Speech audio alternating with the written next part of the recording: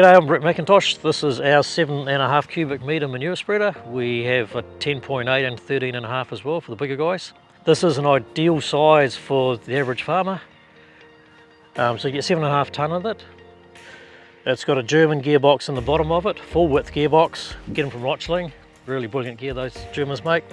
It's only got sort of a couple of flights here. Our bigger ones we go to 4. It means we can keep the cost down, just being a smaller unit. And you'll be careful too towing these things with the amount of weight you have and the country you're driving on. Some people get a bit carried away with the bigger units. The idea with the flights is we step them. So we get a step here which actually throws the material better.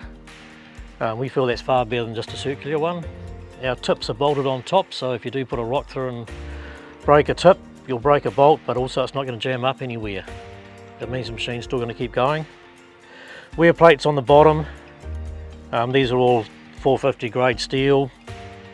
Very clean around here, otherwise your material bloody goes everywhere. Rubber underneath, same thing, your material goes back under if you don't have something like that.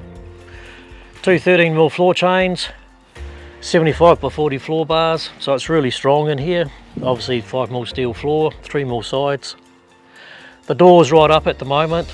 Obviously it's right down for travel. We've got 2 rubbers on it, really trying to seal the liquidy stuff in. Yeah, liquid stuff you only might lift the door a couple of 100mm and then slowly rise it. With heavy stuff you basically lift it right up. So it feeds any kind of shit, anything you really throw into it, it will get rid of it. Chicken shit, pig shit, cow shit, it's bloody good actually. Just a couple more things with these augers. They do up to 350 revs, which is a really good speed. You'll get 16 metre spread with heavy stuff. Lighter material you won't get that distance, but you still spread it. The balancing block's on, get rid of any vibrations, makes a major difference. And also just the lights on the sides, they fold away when you're spreading, save all the mess everywhere. Look through here to see the level of the gearbox oil. Around this side, same thing, German gearbox. Just a simple manual speed control, just get it at the speed you want and leave it there. We can put an electric system on there, which we do put on the 2 bigger 2. But the majority of guys with this size are just happy with the valve like that. We can do single axle, different tyres on this. We can sort of do anything people want to. The good thing with this, it's just a really good size.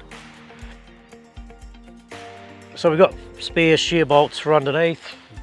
We still do those because at least it will snap off. You get a big ratchet clutch on these things for the maintenance and all the cow shit's harder work. Remote grease point here to do the top bearing. Another remote grease point here to do the axles. And another grease point down the front here to do the bearing underneath on the drive shaft. The idea is you don't have to get underneath to do anything.